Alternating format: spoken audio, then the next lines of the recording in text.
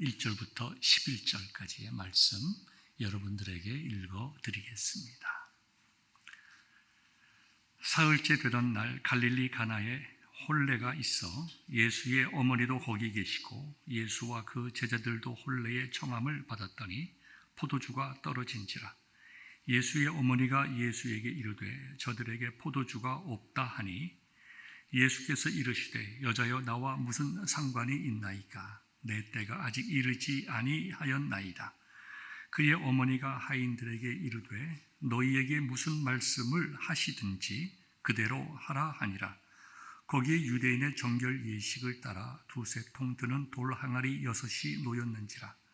예수께서 그들에게 이르시되 항아리에 물을 채우라 하신즉 아귀까지 채우니 이제는 떠서 연회장에게 갖다 주라 하시매 갖다 주었더니 연회장은 물로 된 포도주를 맛보고도 어디서 났는지 알지 못하되 물 떠온 하인들은 알더라.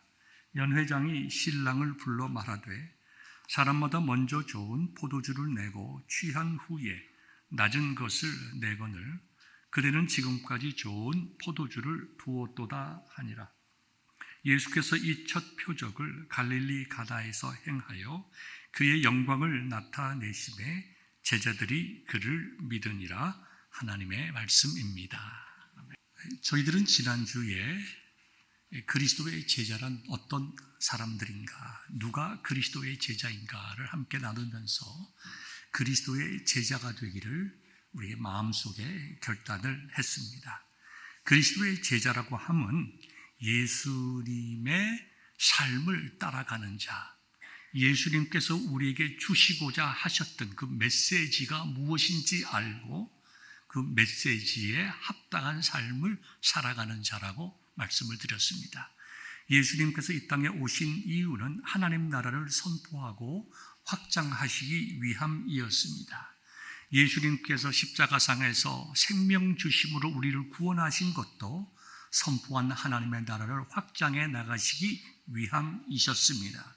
그렇기 때문에 제자라고 하는 그리스도인들은 예수님께서 이 땅에 오셔서 하신 것과 같이 하나님 나라를 선포하고 하나님 나라의 확장을 위하여 자신의 삶을 드리는 자가 제자이다. 이렇게 정의를 내릴 수가 있을 것입니다. 어쩌면 저희들이 부름을 받은 이 제자의 길이라고 하는 것은 예수님께서 12사도를 부르신 것보다 더 중요하고 값진 의미가 있다라고 생각합니다. 예수님께서는 12제자를 선택하시고 그들을 가르치셨습니다. 그러나 예수님께서 오늘을 살아가는 우리들에게 말씀을 통해서 부르시고 성령을 통해서 저희들을 부르셨습니다. 그뿐만 아니라 제자들이 예수님의 3년간의 공생애를 기록한 그 모든 말씀들을 저희들에게 주셨습니다. 어쩌면 저희들은 예수님에 관하여도 조직적이고 체계적으로 알고 믿고 제자가 될 수 있는 그런 특권을 가진 사람들입니다. 그렇기 때문에 예수님께서 12사도를 부른 그 12사도와 비교해 볼 때 저와 여러분들의 부르심은 전혀 그 부르심과 다르다고 할 수 없고 열등하다고 할 수 없고 어떻게 보면 더욱 귀하고 가치 있는 일이라고 말씀드릴 수가 있습니다. 그렇기 때문에 저희들은 예수님의 부르심에 대하여 우리는 응답함으로써 그 길을 가게 됩니다. 그 제자의 길의 가장 기본적인 우리의 고백은 신앙의 고백이죠. 예수님께서 날 위하여 생명 주셨다. 그 은혜 감사하고 그 은혜 너무 놀라와 이제는 나도 예수님께서 하신 그 일에 동참하는 삶을 살겠다. 제가 지난주 여러분들에게 제가 왜 펩시를 마시지 않고 코카콜라만 마시는지 말씀을 드렸습니다. 저희 아이들이 대학을 졸업한 후에 학교에서 메모리 박스를 보내주었습니다. 학교 메달도 있고 여러 가지 있는데 그 중에 콜라를 한 캔씩 보내줍니다. 그러니까 제가 콜라를 대학교로부터 2개를 받았습니다. 우리가 보통 코카콜라 하면 여러분 잘 아시다시피 빨간색입니다. 그런데 학교에서 보내준 코카콜라 캔은 녹색입니다. 연두색이에요. 목사님 그럴 리가 있습니까? 연두색 콜라가 어디 있습니까? 여기 있습니다. 연두색 콜라, 제가 아이들이 졸업한 학교로부터 받은 콜라입니다. 이거 벌써 받은 지가 10년이 넘습니다만은 우리 집에 이 콜라 캔이 2개가 있습니다. 이거 제가 왜 가지고 있을까요? 이거 따먹지 않고 놔두는 것은 이걸 볼 때마다 내가 좀 고마움을 느끼고 잊지 않고 애뉴얼 컨트리뷰션도 하고 이렇게 하는 것입니다. 우리가 예수 그리스도의 십자가의 은혜를 진심으로 깨닫고 진정으로 감사하다고 하면 우리의 마음속에는 주님을 따르고자 하는 열망이 있습니다. 코카콜라 이 캔 대신에 우리가 십자가를 볼 때마다 날 위하여 생명 주신 예수 그리스도, 날 위하여 정말 그 귀한 보혈을 흘리신 예수 그리스도의 은혜를 생각하고 믿음의 길을 가는 것입니다. 어떤 분들은 이렇게 생각하실 수가 있습니다. 그 젊은 사람들이나 정말 비전을 주셔야지. 이제 내가 나이가 이렇게 많고 내가 할 일도 많지 않은데 어떻게 나에게 제자의 길을 가라고 하느냐. 예수님께서 마태복음 28장에서 The Great Commission, 지상 대명령을 저희들에게 주시지 않았습니까? 너희는 가서 모든 민족을 제자로 삼아 아버지와 아들과 성령의 이름으로 세례를 베풀고 내가 너희에게 분부한 모든 것을 가르쳐 지키게 하라. The Great Commission, 우리에게 주신 지상 사명을 주신 후에 뭐라고 하셨습니까? 볼지어다, 눈을 들어서 좀 쳐다봐라. 나를 보아라. 하늘을 보아라. 내가 세상 끝날까지 너희와 항상 함께 있으리라. 세상 끝날이라고 하는 것은 1차적으로 여기서 이제 주시고자 하는 것은 예수님께서 재림하시는 그날까지, 인간의 역사가 끝나는 그 모든 시간까지 예수 그리스도의 사명을 따라가는 자들에게 예수님께서 함께 하시고 돕겠다고 말씀하신 것입니다. 그러나 현실적으로 우리의 삶 속에 적용하려 보면 세상 끝날이 언제죠? 우리가 주님 앞에 가는 날입니다. 얼마 안 남았습니다. 10년, 20년, 30년 여기 있는 대부분의 분들은 50년 안에 다 주님 앞으로 갈 사람들입니다. 그때까지 너희가 제자의 삶을 살아라. 세상을 향하여 복음을 외치고 그들의 신앙, 그들로 하여금 주는 그리스도시요 살아계신 하나님의 아들이요 날 위하여 생명 주신 나의 구세주임을 고백하게 하고 그들로 하여금 그들에게 세례를 베풀고 예수님의 말씀을 그들에게 가르쳐 지키게 하라. 걱정하지 말고 두려워하지 말라. 내가 너희와 항상 함께 있을 것이다. 이렇게 말씀을 하셨습니다. 그러므로 제자의 길이라고 하는 것은 여러분들이 직접 나가서 복음을 전하시든지 그렇지 않고 후방에서 기도하시든지 여러분들의 삶의 목적과 동기가 복음적이길 바랍니다. 선교적이길 바랍니다.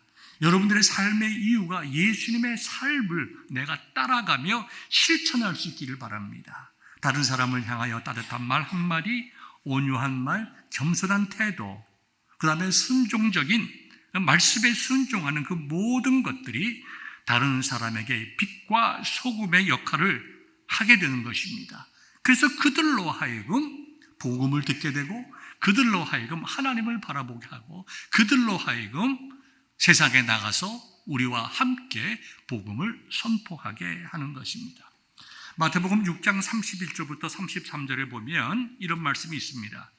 그러므로 염려하여 이르기를 무엇을 먹을까, 무엇을 마실까, 무엇을 입을까 하지 말라. 여러분들의 마음속에 내가 제자인가 아닌가 우리가 좀 확인할 수 있는 것이 있습니다. 여러분들이 교회 나와서 기도하시잖아요. 기도하실 때 무슨 기도가 제일 많습니까? 아마 제가 모르긴 몰라도 자녀들을 위한 기도가 제일 많을 것입니다. 내 자녀들 예수님 잘 믿고 믿음 생활할 수 있도록 세상적인 유혹에 빠지지 않고 구별된 삶을 살아갈 수 있도록 또 여러분들이 현실적인 여러 가지 자녀를 위한 기도가 있을 것입니다. 자녀들의 결혼 문제, 자녀들의 학원 문제, 직장 문제, 건강 문제, 또 여러분들의 자신의 건강과 비즈니스와 여러 가지 있는 문제들, 그런 기도의 제목들이 있을 것입니다. 물론 우리가 그런 기도의 제목들이 필요합니다. 예수님께서도 제자들에게 기도문을 가르쳐 주실 때에 일용할 양식을 구하라고 말씀하셨습니다. 여기 일용할 양식이라고 하는 것은 상징적이죠. 단순히 데일리 브레드만을 의미하는 것이 아니라 우리가 살아가는 데 필요한 그 모든 것을 다 종합적으로 말씀하는 것입니다. 자녀들을 위해서 걱정하고 기도하는 것도 우리의 일상에 필요한 데일리 브레드 안에 들어간다고 할 수가 있을 것입니다. 그런데요, 우리가 읽은 마태복음 6장 31절의 말씀을 보면 무엇을 먹을까, 무엇을 마실까, 무엇을 입을까 하지 말라. 여러분, 무엇을 입고 먹고 마시는 것, 이거 뭡니까? 다 우리 일상에서 필요한 데일리 브레드예요. 예수님께서 32절에 더 놀라운 말씀하셨습니다. 이거 다 이방인들이 구하는 거다. 아니, 예수님께서 일용할 양식을 구하라고 말씀하시면서 여기서는 도리어 다 이방인들이 구하는 것이라고 말씀하시면 어떻게 알아? 여러분, 이 마태복음 6장은 예수님께서 우리에게 주신 산상수훈 안에 들어가 있습니다. 마태복음 5장, 6장, 7장 예수님께서 제자들을 향하여 특별히 예수님을 따르는 그 코어 멤버들을 모아놓고 예수님께서 주신 첫 번째 하나님 나라의 생활에 대해서 말씀하셨습니다. 다시 말해서 이미 하나님의 백성이 된 너희들이 구하여야 할 것은 데일리 브레드가 아니다. 그거는 너희들이 뛰어넘어 제자로서의 새로운 것, 너희들의 맡겨진 사명을 위한 기도를 해야 된다. 왜냐하면 너희 하늘 아버지께서 이 모든 것이 너희에게 있어야 할 줄을 아시느니라.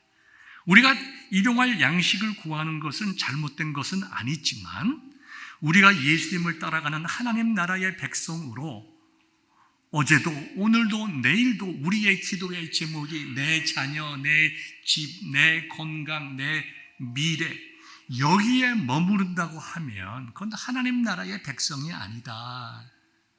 세상 사람들은 그렇겠지만 너희들은 그러면 안 된다. 이미 너희들에게 필요한 것은 하나님께서 알고 계시지 아니하냐.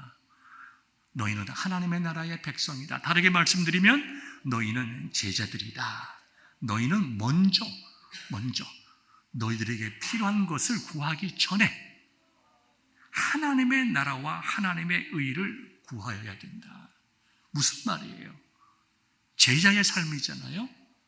하나님 나라와 하나님의 의는 뭡니까? 예수님께서 이 땅에서 선포하신 하나님의 나라, 그 나라의 확장 아닙니까? 너희들이 그러한 삶을 살아가고 구하면 이 모든 것을 너희에게 더하시리라. 너희들의 데일리 라이프, 너희들의 일용할 양식을 하나님께서 채워주시리라 약속하셨습니다. 여기에 신앙의 비밀이 있는 것입니다. 어떤 분들은 이것을 잘못 이해해서 내가 주님을 위해서 봉사하고 섬기며 헌금하고 열심히 살면 하나님께서 내게 필요한 모든 것, 물질도 주시고 건강도 주시고 다 주신다.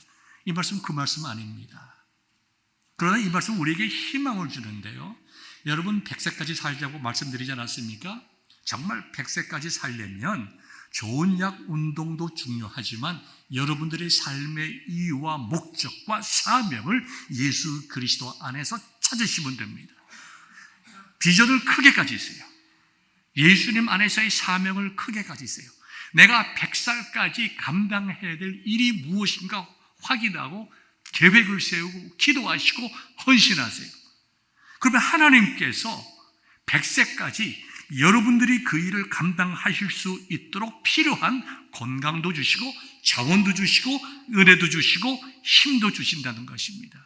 그렇기 때문에 제자의 길은 손해보는 것 아닙니다.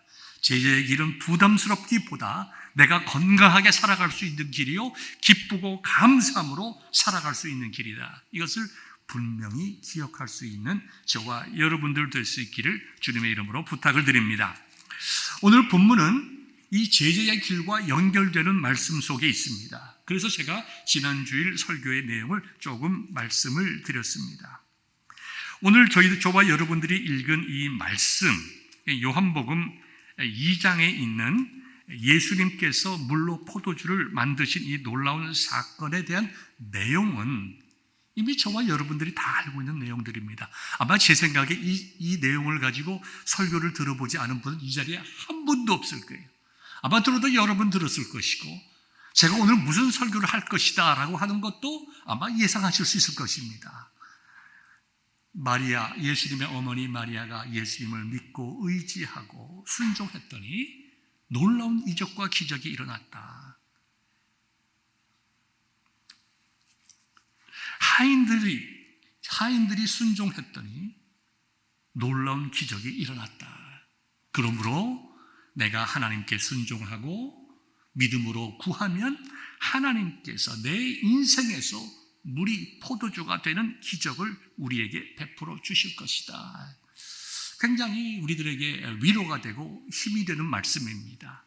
아마 우리가 저는 다 의미 있는 말씀이고 오늘 본문의 내용을 통해서 우리가 많이 깨달을 수 있는 좋은 내용이지만, 이것은 우리가 이미 알고 있는 내용이니까 그 내용들은 다 이제 생략하고, 오늘 저는 여러분들에게 두 가지 점을 말씀을 드리는데, 첫 번째는 요한이 이 말씀을 기록했을 때에 요한의 기록한 의도가 무엇인가, 거기에 대해서 말씀을 드리고, 두 번째는 그 말씀이 오늘을 살아가는 나에게 어떻게 적용될 것인가, 이 두 가지를 말씀을 드리고자 합니다.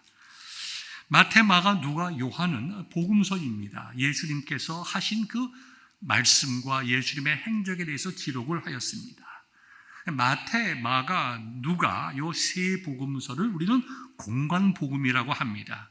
같은 관점에서 특별히 예수님께서 언제 무엇을 어떻게 하셨는가, 이렇게 서술적으로 기록한 복음서라고 하면, 요한복음은 공관복음과 달리 서술적인 내용도 있지만 언제 어디서 무엇을에 그치지 아니하고 왜 그렇게 하셨는가, 예수님께서 이러한 기적을 통해서, 이러한 말씀을 통해서, 이러한 하나님 나라를 선포함을 통해서 무엇을 우리에게 가르쳐 주시려고 했는가에 초점을 두어서 예수님의 행적을 재해석하고, 요한은 특별히 모든 사건들을 통하여 예수님의 왕 되심, 예수님의 하나님 되심을 포커스를 두고 말씀을 기록했습니다. 이 유명한 첫 기적이 마태, 마가, 누가복음에 기록되어 있지 않고 요한복음에만 기록이 되어 있다고 하는 것은 정말로 놀라운 일입니다. 자, 이제 본문 속으로 들어가서 그 상황을 생각해 봅시다. 저와 여러분들이 잔치집에 초대를 받았습니다. 우리 교회에서 어느 집사님이나 권사님의 자녀가 결혼을 했습니다. 결혼을 하고 우리 이제 다 같이 이제 뱅퀴스를 하기 위해서 이제 다목적 친교실로 갔습니다. 우리가 늘 하듯이 줄을 서서 이제 차례를 기다리고 있는데 부엌에서 난리가 났습니다. 아마 그 집사님과 그 권사님, 또 우리 아니면 다른 집사님의 정말 인품이 좋으시고 또 친구들이 많았는지 생각했던 것보다 굉장히 많은 하객들이 참석을 했습니다. 그래서 준비된 음식이 모자라는 거예요. 사람들은 줄을 쭉 서 있는데 내줄 음식이 없을 때에 얼마나 당황스럽겠어요. 얼마나 정말 주최 측에서는, 즉 결혼식을 하는 신랑 신부의 입장에서 보면 얼마나 힘들고 어려운 일이었겠어요. 아마 여러분 상상이 갈 것일 겁니다. 여기 포도주라고 하는 것은 상징적인 것입니다. 잔치에 꼭 필요한 것입니다. 이 당시에 잔치나 보통 일상적으로 사용했던 포도주는 지금 우리가 마시는 포도주와는 조금 다릅니다. 지금 우리가 보통 포도주는 12.5% 알코올이 그러나 그 당시에 이렇게 나와 있는 포도주를 마시는 것은 희석해서 마셨습니다. 3분의 1에서 한 10분의 1 정도 이렇게 희석해서 마신 그런 포도주입니다. 그렇게 희석해서 나누어 마셨음에도 많은 사람들이 많이 마셔서 즐겁고 기쁘게 많이 마셔서 포도주가 모자라게 되었습니다.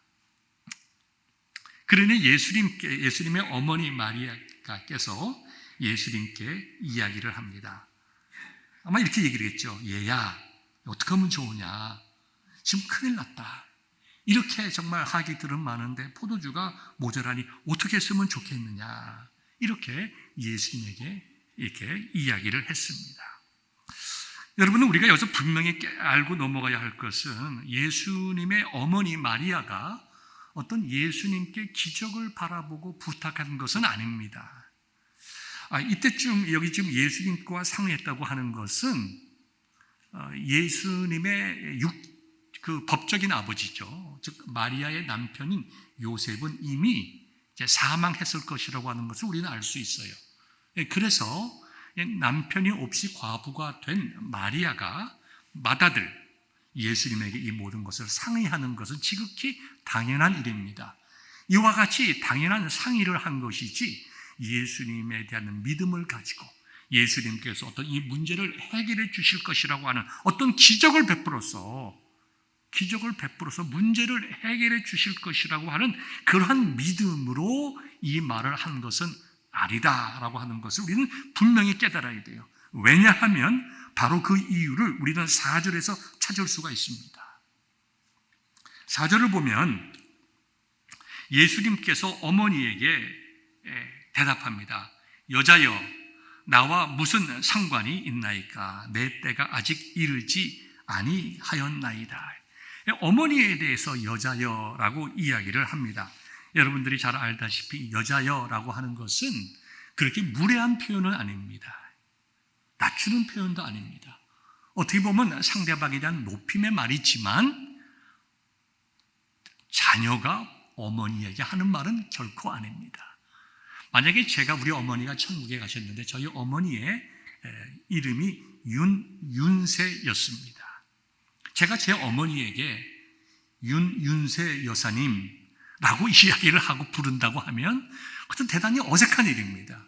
우리 어머니가 볼 때도 이해가 되지 않는 면이기도 하고 다른 사람이 볼 때에도 예의도 없는 말입니다.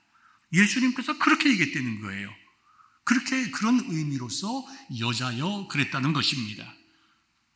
그러나 예수님께서 여자여 나와 무슨 상관이 있나이까 라고 이야기할 때는 예수님의 어머니 마리아가 예수님께 요청한 내용에 대한 간접적인 거절이 포함되어 있는 것입니다. 이것은 예수님께서 어머니 마리아를 무안하게 하는 그런 무례한 행동이 아니라 예수님께서 첫 기적을 베푸시기 전에 예수님께서 앞으로 하실 그 모든 하나님의 나라와 정말 복음을 전하면서 일어날 그 모든 이적과 기적이라고 하는 것은 사사롭게 행하는 것이 아니고 이제는 내가 공적으로 어머니와 아들 그 관계가 아니라 이제는 세례 요한이 예수님에 대해서 말씀하신 것과 같이 세상 죄를 지고 가는 하나님의 어린 양으로서 공적인 생애에 들어갔다고 하는 것을 어머니에게 말씀하신 거예요. 그런데요, 제가 이것을 길게 얘기한 이유가 있습니다. 예수님의 어머니 마리아가 어떻게 보면 섭섭하고 어떻게 보면 화가 날 수 있는 말이지만 그 말씀을 마음속에 새기면서 하인들에게 말합니다. 내 아들 예수가 너희에게 무슨 말씀을 하시든지 너희는 그대로 순종하라. 예수님께서 자라나면서 하신 그 모든 삶의 모범을 본 이 어머니 마리아의 입장에서는 예수님께서 어떤 일을 하실지 알 수는 없으나 예수님께서 이 어려운 문제를 어떻게든지 풀 수 있는 희망이 됨을 알고 있었기 때문입니다. 그와 같은 마리아의 신뢰와 어떤 믿음이 이 문제를 해결하는 데에 굉장히 중요한 동기였지만, 이미 말씀드린 대로 예수님의 어머니가 기적을 바라고 한 것은 아니었습니다. 우리가 외경에 보면 예수님께서 진흙으로 비둘기를 만드셨다. 예수님께서 말씀으로 온 우주를 창조하신 분인데 그걸 왜 못하셨겠습니까? 그러나 그러한 말씀은 성경에 기록되어 있지 않은 이유는 예수님께서 한 번도 이적과 기적을 예수님 자신을 위하여 행하지 않으셨기 때문입니다. 하나님 나라의 선포와 하나님 나라가 어떤 것인지를 우리에게 보여주시기 위하여 이적과 기적을 수단으로 삼아 쓰실 뿐이지, 예수님께서 배가 고프시다고 해서 돌로 떡을 만들지 않으셨고, 예수님께서 정말 어렵고 힘든 일을 당하고 로마 군인들로부터 정말 잡힘을 당하고 십자가의 죽음을 겪게 되었음에도 불구하고 예수님께서 자신을 위하여 어떤 이적과 기적을 행하지 아니하였기 때문입니다. 자, 그러면 요한이 이 말씀을 기록한 목적이 뭘까요? 정말 물이 포도주로 변화됨으로 말미암아 이 말씀을 읽는 우리들의 인생 속에서 이와 같은 기적이 일어나기를 바라라, 이 말씀으로 우리들에게 이 내용을 기록했을까요? 아닙니다. 요한이 이것을 기록한 이유는 분명히 기록되어 있는데요, 그것이 뭐냐 하면 바로 11절에 나와 있습니다. 예수께서 이 첫 표적을 갈릴리 가나에서 행하여 그의 영광을 나타내심에 제자들이 그를 믿으니라. 이 가나의 혼인잔치에서 물을 포도주로 만드시는 사건을 통해서 예수님께서는 어떤 상황을 풀기 위해서가 아니라, 그것이 목적이 아니라, 포도주가 없는 그 정말 황당한 상황 속에서 포도주를 만드심으로 사람들을 기쁘고 즐겁게 하시기 위함이 아니라, 이 상황을 통해서 예수님께서 온 우주 만물을 창조하신 하나님이심을 스스로 선포하기 위함이셨다. 그리고 그 하나님이심을 선포한 예수님을 제자들이 보고, 제자들이 그들의 선생님이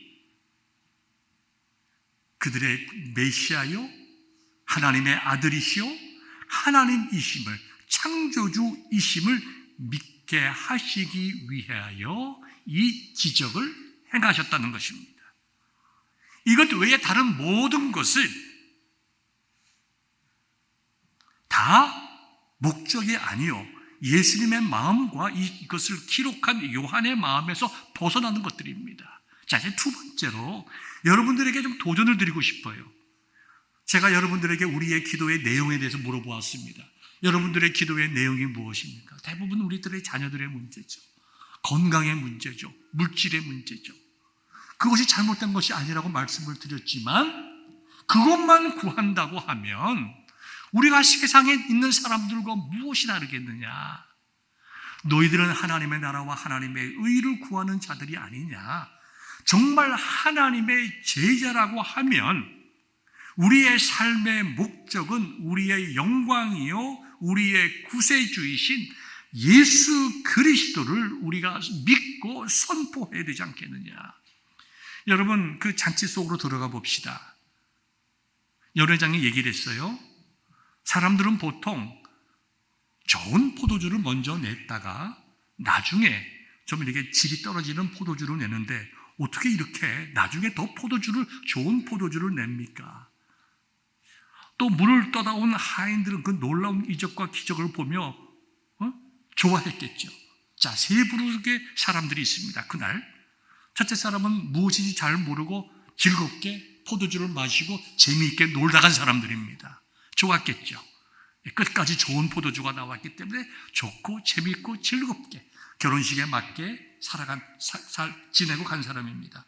두 번째는 하인처럼 정말 놀라운 일을 본 사람들이에요.